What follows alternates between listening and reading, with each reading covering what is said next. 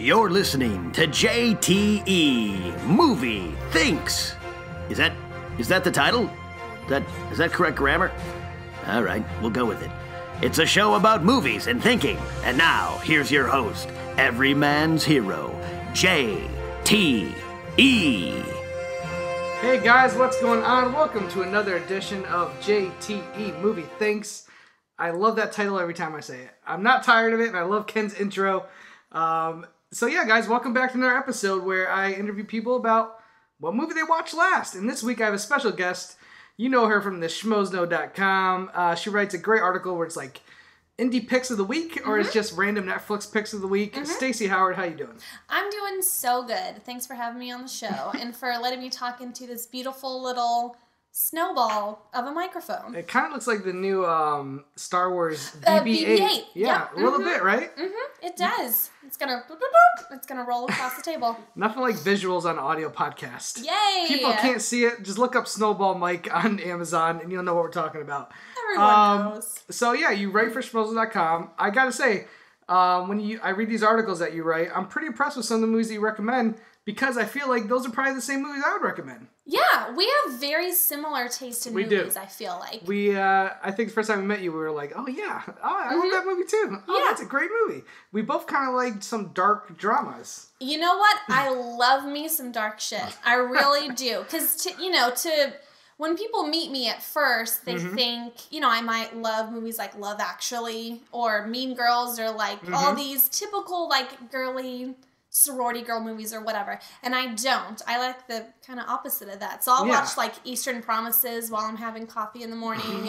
Eastern Promises? I love Eastern Promises so much. Is it just the shower scene or do you actually skip around? No. I watched the movie in its entirety. But I love dark, gritty, violent, epic dramas. It's very similar. Alicia Malone really likes dark drama, disturbing films. Something about redheads and dark movies. What's going on? I don't know. We just have this sassiness to us where we're like, we want to watch someone die on film. All right.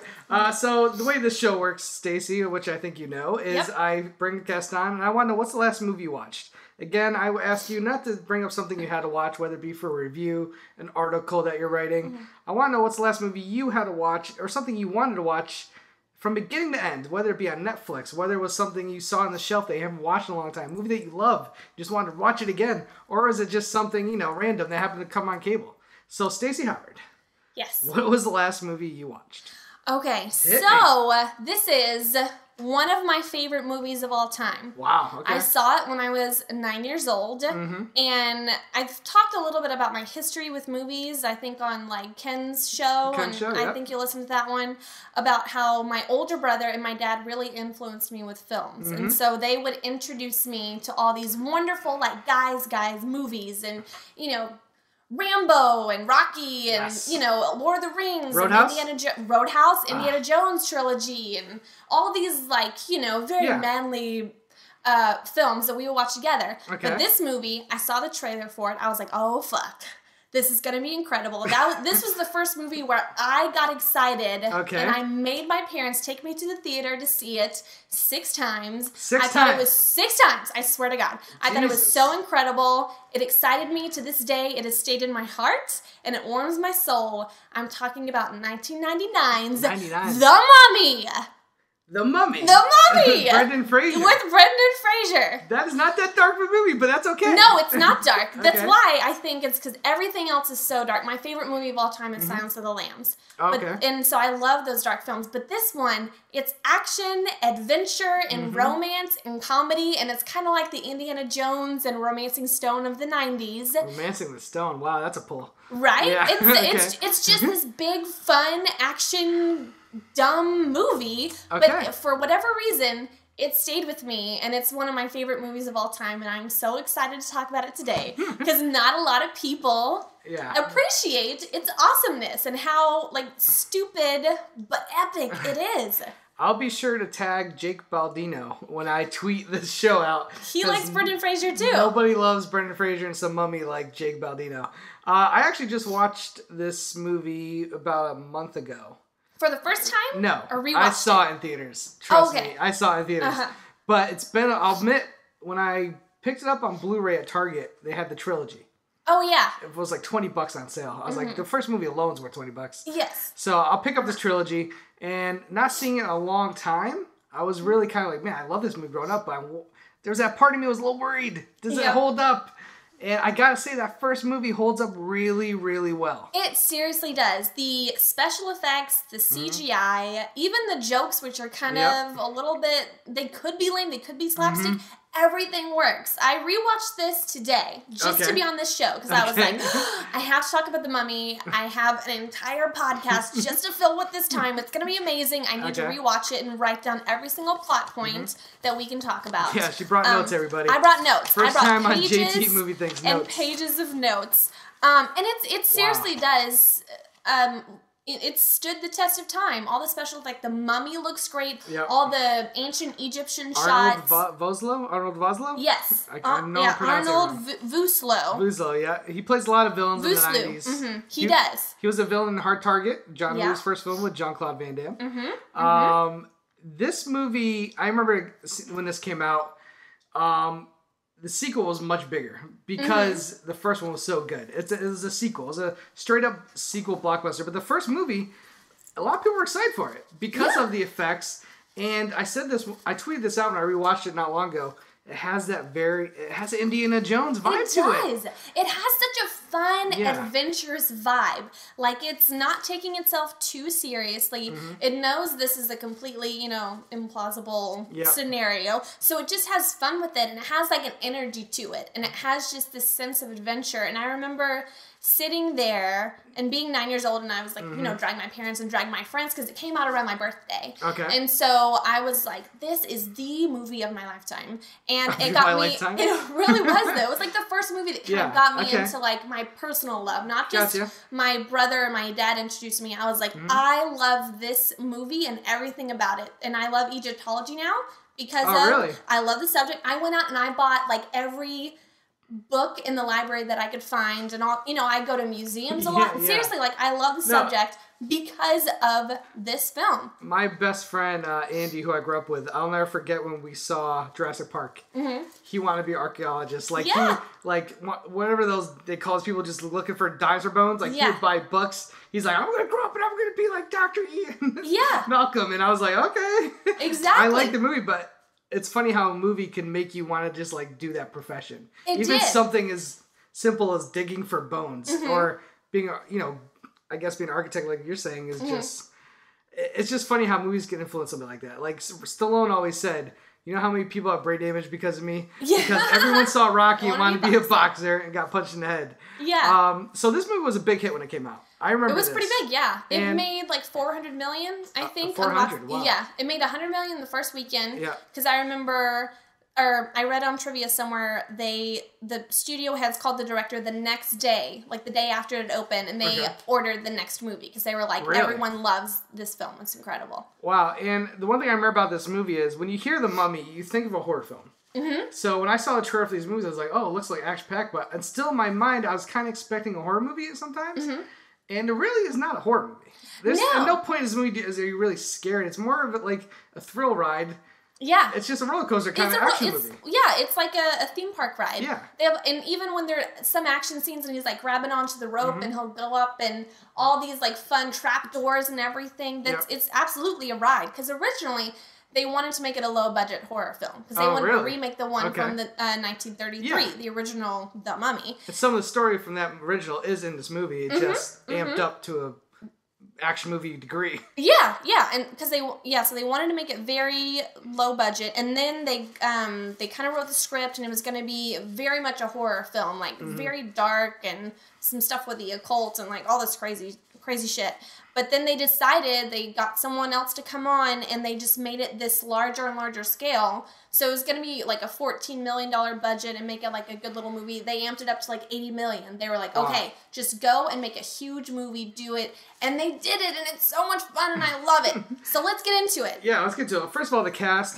Brendan Fraser, before this, he's done some good movies. But this is the first time he kind of made that transition to a leading action star. Yes. And rewatching the movie not that long ago, he really is the only person I think has come close capturing that Harrison Ford, Indiana Jones vibe. He does. First of all, his hair flop has never been more on point. Like, okay. It looks perfect in this film. He is so handsome in this movie. Because you look at other films like George the Jungle, you know, when he's like, you know, in the little windcloth, like he's ripped, like he looks, you know, like a good looking guy. He's always, well, not now. Poor Brendan Fraser. No, but before that, he'd always been a good-looking, you know, character. And then in this one, he absolutely embodied that, like, action-adventure, romantic leading man. Not just, like, a rough and tumble, but, like, I fell in love with him in this movie. And him and Rachel Weisz, who plays Evie in the film, I fell in love with her. She is my girl crush for all eternity. Really? Because of this movie. Because For me, it's the accent. Oh, yeah. Oh, my gosh. Her accent is... Rolled? What do you mean? Like, she has such a good accent. She plays like this proper kind of nice geeky girl who's a librarian. Yeah, and he's this tough opposite, kind of like big bashing. You know, more balls than brains. It's what the new Jurassic World trailer actually they released a scene. Which which was not very good, and you could tell that's what they were trying to do. Except for it was the complete opposite of what the Mummy was. Except for it was stale and awkward. And they have genuine chemistry in this. They look really, really good together, and you could tell they loved working together. And Rachel Weisz, I really connected with her because she was like an awkward, you know, she was like accidentally knocking things down in the library. She's not taken seriously, even though she's really smart. She's a woman in the 30s.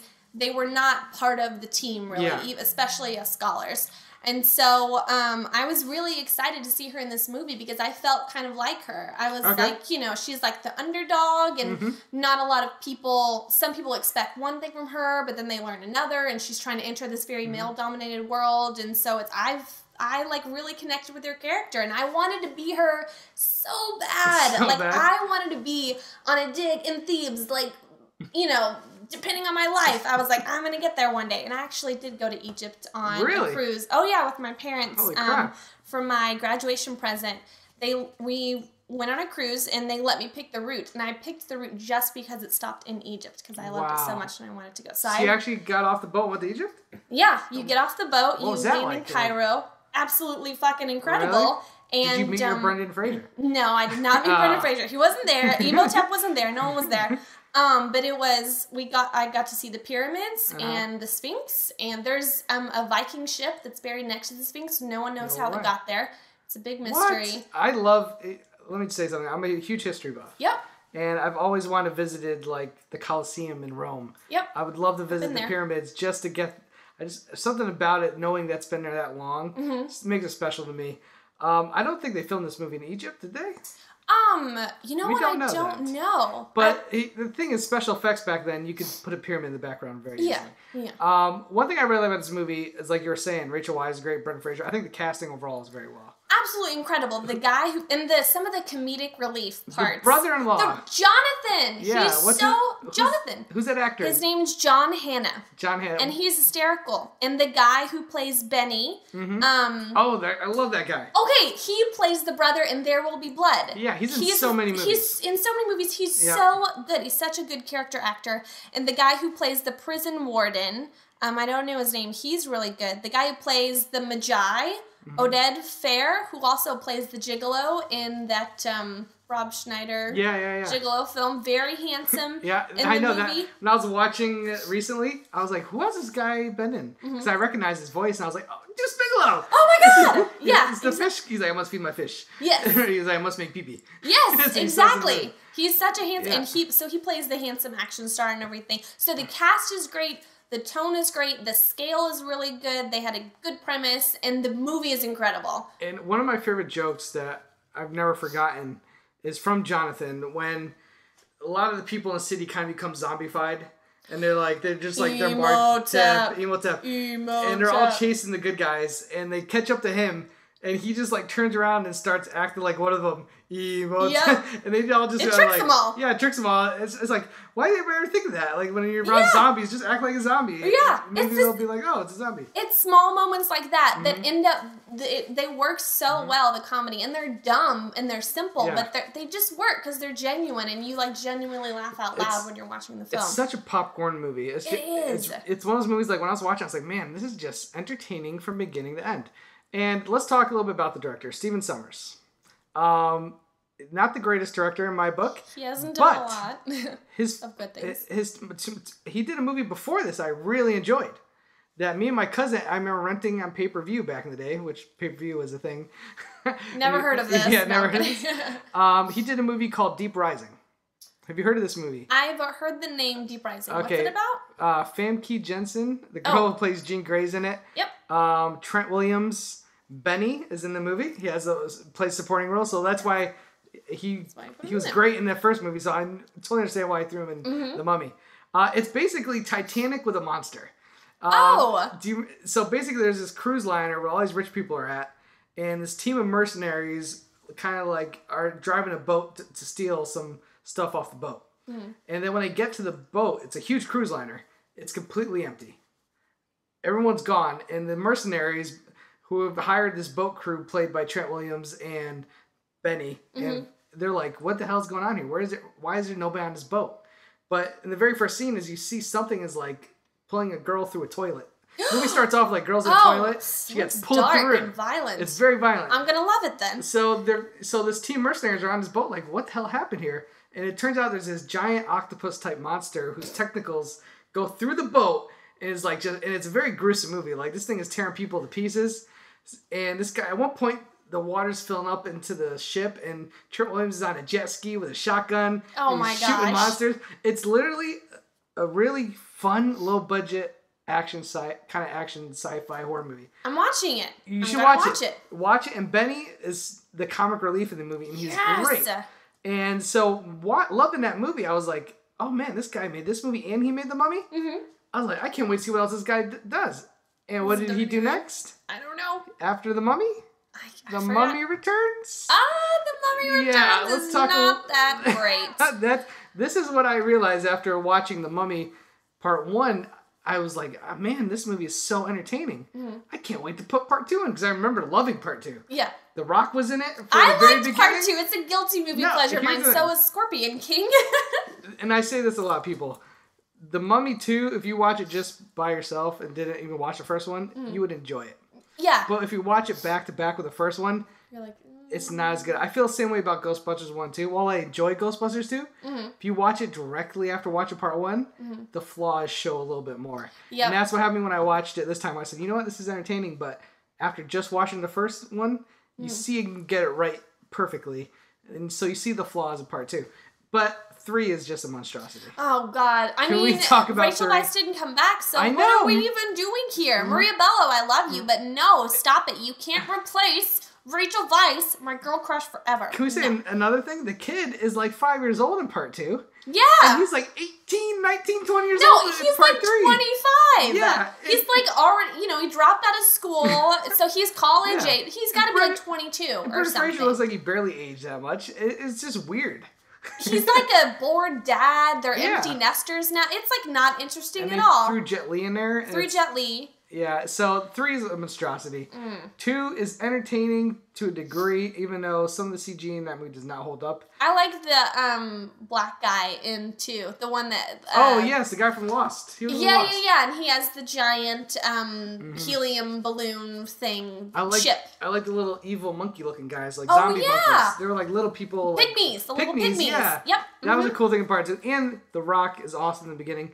But I felt this way when I saw Part 2 in theaters. The Rock comes out as a giant scorpion, and the special effects look like they're PlayStation 1 effects now. You watch it, and it's just awful. How much cooler would it have been if he just came out as The Rock with like a shield and a sword? And just give him like a little scorpion tail or something. Like, he doesn't need to be this thing. He's the fucking Rock. He doesn't even need a scorpion tail. Just let him come back. He wasn't a scorpion when he died. Yeah, exactly. It's ridiculous. They look out. That's like one of the worst CGI effects ever in a movie, ever. I'm talking like I totally agree. Mortal Kombat Annihilation, awful. So it's really, really bad. So anyway, let's get back to the first one. The plot. It's amazing. It's so dumb and so fun. So we start off, they're in Egypt. You start off with the whole, you see Imhotep, who's the mummy, as a human. The flashback, Yeah, the flashback. So he's While we're talking about the flashback real quick, Part 2, I hated that Rachel Weisz had like memories. Well, no, I hated that. It made They're no like sense. fighting with swords, Nefertiti, whatever. Yeah, no, it made no sense. So Let's just get through the movie real quick here. Yeah. I mean, we don't need to go through the whole plot. No, Let's save some for the people that go see it. Basically, sorry, I hit the table. Basically, what happens is that these people, there's basically two teams, the people from Texas, the Rough Riders kind of thing, and then the people, Rachel Weisz and her brother Jonathan. Yep.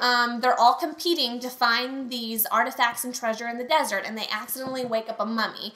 And the mummy has been cursed because he's like straight up CGI mummy. He's straight up CGI mummy. It looks really good though. It does look good, yeah. Yeah, he's been cursed to bring about the 10 plagues of Egypt and, rule over the land as like an evil overlord or whatever. And he has to go and kill all the people that open this chest and suck them dry, suck the life out of them. Suck the life out. To regenerate, and he's going to try and bring back his old dead girlfriend, who the reason he was mummified and cursed in the first place was because he had an affair. She was a mistress of the pharaoh.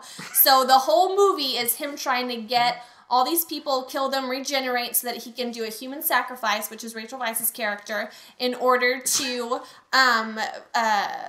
regenerate her and create his girlfriend. This all sounds very complicated, and it's not. It's not. It's really simple. It's very much a fun ride. You don't feel like you're using any brain power when you watch this movie. No. It's just a fun ride. It's very easily laid out. There's lots of action and adventure, and it's just really fun and stupid, but it's got some really interesting and fascinating action parts, like when they're in the pyramids and he is doing a ritual and he brings to life all the old mummies within the building. Interaction with the actor in CGI that actually comes off believable. It's not doesn't come off like, sometimes you watch a CGI character interact with a human, it just doesn't feel real. And while this is dated a little bit, it still works because you're so into the ride of the ridiculousness of this movie. And because it's so much fun. It's really fun. Listen, guys, if you haven't seen The Mummy, you're doing yourself this favor. If you love Indiana Jones, I'd recommend this movie. Don't go and think it's a horror movie. It's an action-adventure movie. It's one of the more fun movies that come out of the 90s. Yes. It just comes with popcorn talk. So before we end this, let's do a few quick thinks. This is where I tweet people, say, what's the last movie you watched? And they tweet at me. And I just want to see a quick couple. Here's one from DC Bowling at NoAvengeDC. This kind of fits in with what we're talking about. He last watched Dracula Untold. I didn't see Dracula Untold because I heard it was awful. It was awful. Good for you. Okay. Sorry, DC. You shouldn't have watched that movie. But Luke Evans is the new Gaston in the Beauty of the Beast live action, so I'm excited to see that. Good point. Cody Crawford at Darth CM Punk. Hellboy 2, The Golden Army. I fucking love Hellboy 2, The Golden Army. That is one of my favorite comic book movies ever made. The troll market scene alone is absolutely incredible. All the creatures they created. Guillermo del Toro knows what he's doing. Ron Perlman, he is Hellboy. I love that film. Listen to this, guys. That's a high five because I love that freaking movie too. It's so underrated. I think it's one of the best comic movies come out. It really is. And no one freaking saw it. Meow at Merme. Great name. Great emoji of a weird looking face. Over the Top, a movie I love. Have you never seen Over the Top? Over the Top is. What's that? Stallone arm wrestling. Oh, okay. What were your brother and father doing if they didn't show you Over the Top? I just haven't seen it. I'm sorry. It's going on my list. Here's a great indie film, which you might have recommended, Blue Ruin. Oh my god, Blue Ruin is so intense and dark and a slow burn, but it culminates in this incredible climax. It's watch it on Netflix. Yes. Yes. And that's from the actor at Dan Doherty. Oh, Dan Doherty's been following me forever. Hey, Dan. All right, last one. Lisa Autricity? I don't know what she said. The Hobbit, the first one, which I thought was actually pretty good, did not live up to Lord of the Rings, but still a fun adventure. What's your take on The Hobbit? I don't like the Hobbit trilogy. At all? No, not really. I thought there were some fun moments. It's right behind you on my DVD shelf. I thought there were some fun moments in the second one, especially when they're in the that forest and he puts on the ring and you can hear the spiders talking. The second one's the best, absolutely. Yeah. I just thought it was too drawn out and too, stretched out, too thin, and it made for a bunch of filler that I didn't care about. I didn't get to know the characters as much. Like, you don't get to know their little band of dwarves, just like you did with the Fellowship. Listen, so, yeah. I disagree, but I understand you make good points. Yeah. That's what everyone says. I don't look at them as, like, there's no way they're on the level of Lord of the Rings. But I could just enjoy them as some fun blockbuster fun, much like we talked about The Mummy. Yes. Fun popcorn movies. That's what they were for me. All right, Stacy, this was great. I'm glad to talk about The Mummy. And it's great because I just watched it that long ago. And like I said, it's a great popcorn movie. that actually holds up. It does. It totally holds up. It's so underrated. So see it if you haven't seen it. Check out her articles at schmoes.com. I'm telling you right now, I give her the stamp of approval. Her picks are usually spot on. They're great. And like Blue Ruin, she mentioned, is a great independent film that you probably find on Netflix. Go check it out. Mm-hmm. Where can they find you on Twitter?